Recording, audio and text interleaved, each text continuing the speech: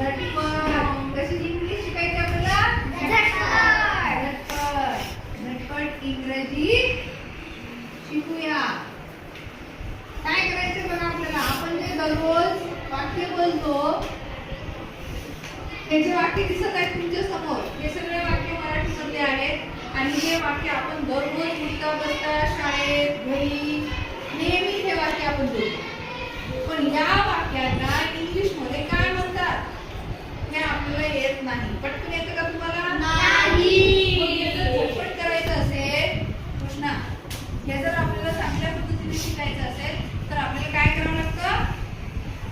हे शब्द वाक्य इंग्लिश मध्ये लिहून घ्यायचे, म्हणायचे आणि लक्ष द्यायचे. चला आपण एक एक वाक्य बघूया. वाचा. पहिलं वाक्य काय आहे? इकडे. इकडे. याला इंग्लिश मध्ये काय म्हणतात? Come here. म्हणा. Come here.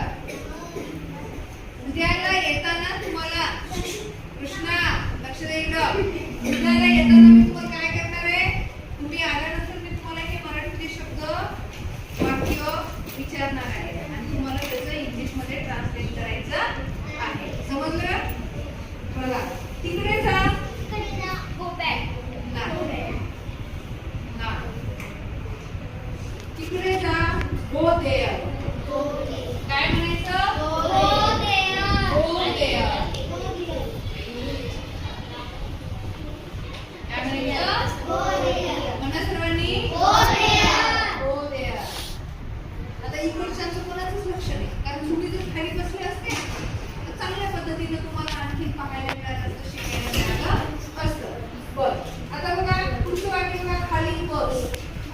Sit down. आपल्याला माहित असलं पाहिजे सिट डाऊन आणि आपल्याला स्पेलिंग सुद्धा लिहिता आली पाहिजे. हे स्पेलिंग आपल्याला लिहिता आली पाहिजे. कधी?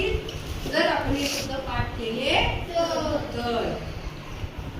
आपल्याला हे शब्द माहित असले तर. वृंदा, हे शब्द आपल्याला माहित पाहिजे. डाऊन म्हणजे खाली. DOWN डाऊन म्हणजे खाली हे माहित पाहिजे. SIT seat